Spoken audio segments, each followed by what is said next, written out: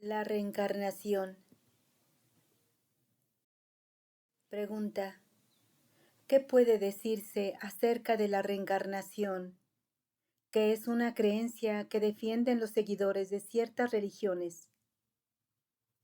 Respuesta: nuestro propósito en lo que vamos a decir es expresar la verdad y no denigrar las creencias de otros. Es meramente explicar la realidad y nada más. Por lo demás, ni nos sentimos inclinados a rebatir las creencias profundas de nadie, ni aprobamos semejante conducta. Has de saber entonces que los que creen en la reencarnación son de dos clases. Los primeros no creen en las recompensas y castigos espirituales del mundo venidero. Sostienen, en cambio, que la persona recibe su castigo o recompensa mediante la reencarnación y retorno a este mundo. Consideran que el cielo y el infierno están limitados a este dominio material y no creen en el mundo del más allá. Este grupo se divide a su vez en dos. Un sector sostiene que, como castigo severo, el ser humano puede en ocasiones asumir la forma de un animal al volver a este mundo y que después de soportar este doloroso tormento pasa del reino animal al mundo humano, y a esto lo denominan transmigración. El otro sector sostiene que el hombre vuelve al mismo mundo humano de donde partió, y que las recompensas y castigos de la vida anterior los experimenta a su regreso, y a esto lo llaman reencarnación. Ninguno de estos dos sectores cree en un mundo más allá de este. El segundo grupo de defensores de la reencarnación cree en la existencia del mundo venidero y ve la reencarnación como el medio para perfeccionarse, por cuanto la persona adquiere perfecciones partiendo de este mundo y volviendo de nuevo a él, hasta alcanzar la cima de la perfección. Es decir, el ser humano está compuesto de materia y energía. Al principio, o en el primer ciclo, la materia es imperfecta, pero, tras volver repetidamente a este mundo, progresa y adquiere refinamiento y delicadeza hasta llegar a ser como un espejo bruñido, y entonces la energía, que consiste en el espíritu, se hace plenamente efectiva dentro de él, con todas sus perfecciones. Esta es una breve descripción de las creencias de los defensores de la reencarnación y la transmigración. Si entrásemos en los detalles, se perdería mucho tiempo, de modo que basta con este resumen. Estas personas no tienen pruebas o argumentos racionales a favor de su creencia, que se basa en meras conjeturas e inferencias circunstanciales, y no en pruebas concluyentes. Lo que se debe pedir a los que creen en la reencarnación son pruebas, no inferencias, conjeturas o presentimientos. Pero me has pedido pruebas y argumentos respecto de la imposibilidad de la reencarnación, y por tanto hemos de explicar las razones de su imposibilidad. La primera prueba es que lo exterior es la expresión de lo interior. El dominio terrenal es el espejo del reino celestial, y el mundo material está en consonancia con el mundo espiritual. Ahora, observa que en el mundo perceptible, las muestras de la divinidad no se repiten, pues ninguna cosa creada puede ser idéntica a otra en todos los sentidos. La señal de la unidad divina está presente y es visible en todas las cosas. Si todos los graneros del mundo se llenaran de trigo, te sería muy difícil encontrar dos granos que fuesen absolutamente idénticos e indistinguibles en todos los aspectos. Debe haber forzosamente alguna diferencia o distinción entre ellos. Pues bien, dado que la prueba de la unidad divina existe dentro de todas las cosas, y la unicidad y singularidad de Dios es visible en las realidades de todas las cosas, la recurrencia de la misma señal divina es totalmente imposible. Por tanto, la reencarnación, que es la manifestación repetida en este mundo del mismo espíritu, con su esencia y condiciones anteriores, supondría exactamente la misma señal, lo cual es imposible. Y puesto que la recurrencia de la misma señal divina es imposible para las cosas materiales, la repetida adopción de la misma posición, ya sea en el arco de descenso o en el arco de ascenso, es asimismo imposible para los seres espirituales, pues el mundo material se corresponde con el mundo espiritual. Sin embargo, con respecto a las especies, el retorno y la recurrencia son claramente visibles en las realidades materiales, es decir, los árboles que durante años han producido hojas, flores y frutos, producirán las mismas hojas, flores y frutos en años venideros. Esto se llama recurrencia de las especies. Si alguien alegara que la hoja, la flor y el fruto se han descompuesto, han descendido del mundo vegetal al mundo mineral y han regresado de nuevo a aquel, y que, por tanto, ha habido una recurrencia, responderíamos que la flor, la hoja y el fruto del año anterior se descompusieron y que sus elementos constituyentes se desintegraron y dispersaron. No es que las mismas partículas de la hoja y el fruto del año anterior que se habían descompuesto se hayan vuelto a combinar y hayan regresado, sino que la esencia de la especie ha retornado a través de la combinación de nuevos elementos. De la misma manera, el cuerpo humano se desintegra completamente después de la descomposición y dispersión de sus partes constitutivas. Si este cuerpo regresara del mundo mineral o vegetal, no tendría exactamente los mismos constituyentes que la persona anterior, pues sus elementos se descompusieron, desintegraron y dispersaron en el espacio.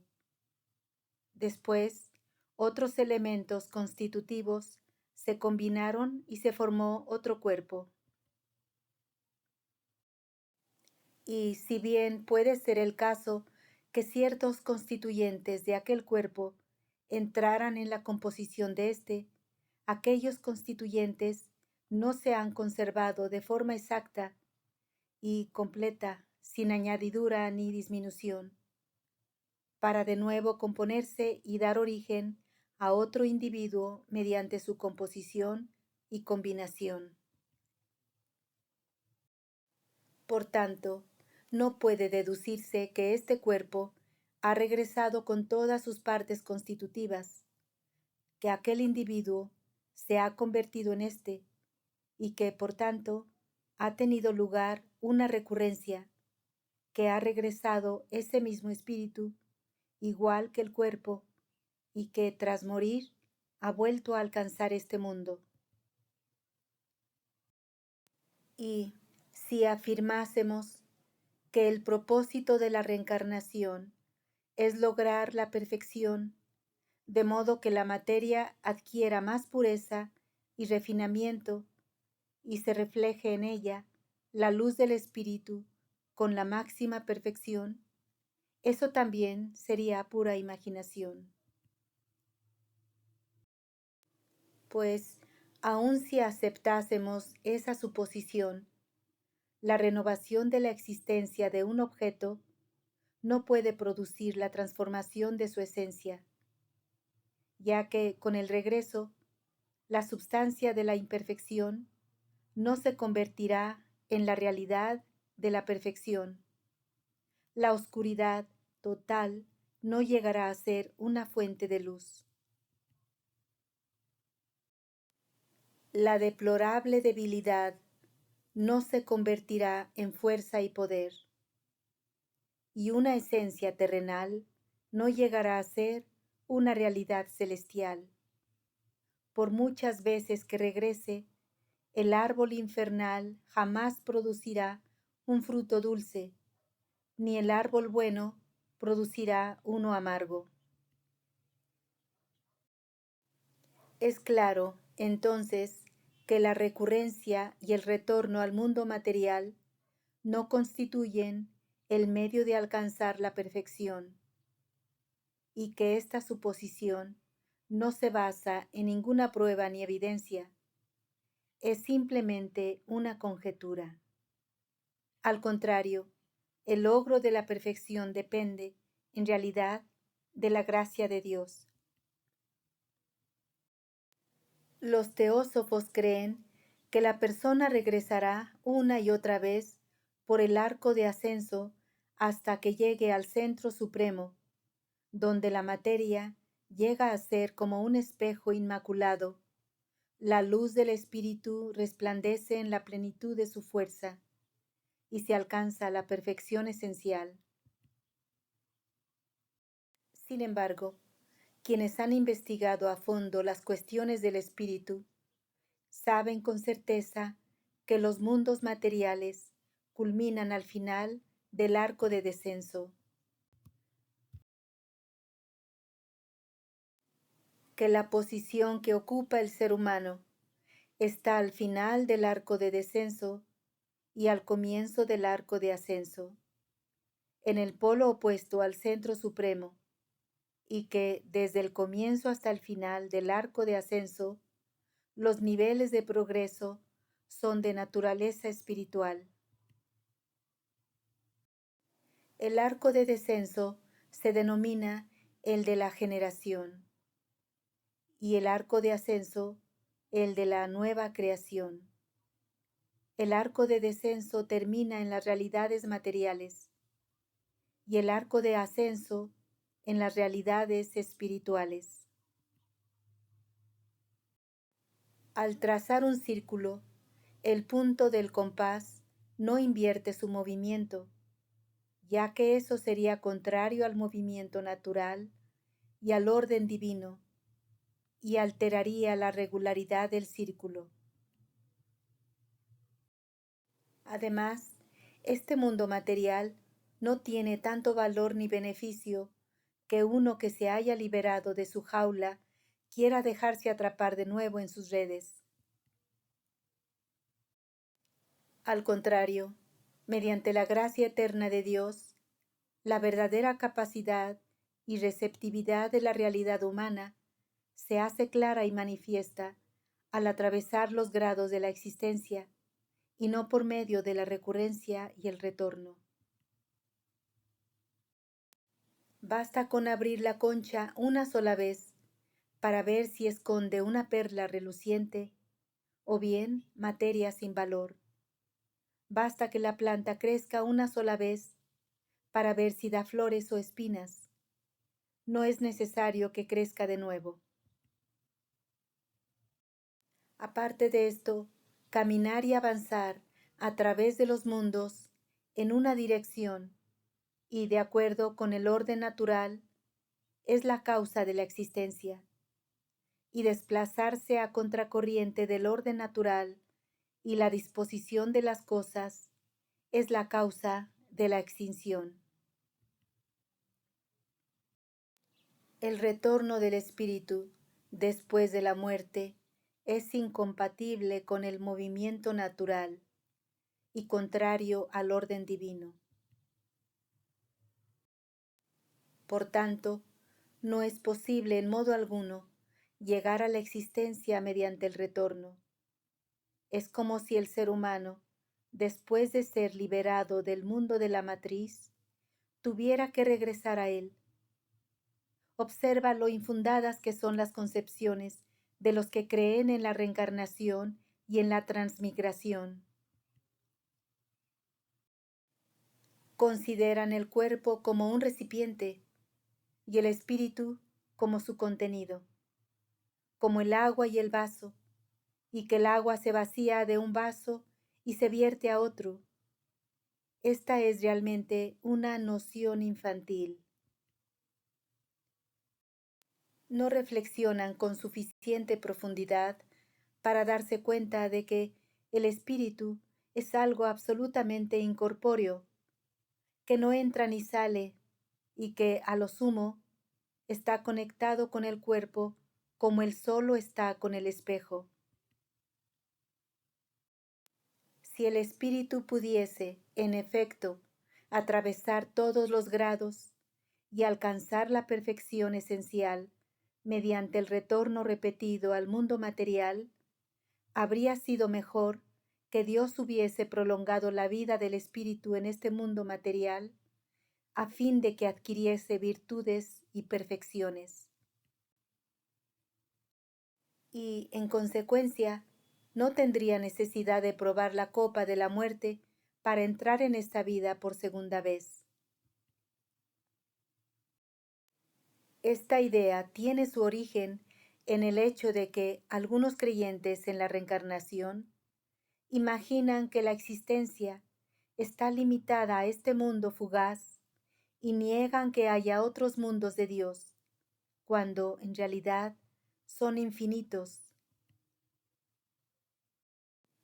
Si los mundos de Dios culminaran en este mundo material, toda la creación carecería de sentido y la existencia misma sería un juego de niños, pues el resultado último de este universo sin fin, la nobilísima realidad del hombre, iría de un lado a otro durante unos cuantos días en esta morada efímera, para recibir sus recompensas y castigos. Al final, todos llegarían a la perfección. La creación de Dios con sus infinitos seres quedaría completa y consumada, y por ende, la divinidad del Señor y los nombres y atributos de Dios cesarían de tener efecto e influencia alguna sobre los seres espirituales que ahora existen. Lejos está de la gloria de tu Señor, el Todo Glorioso, lo que sus criaturas afirman acerca de Él.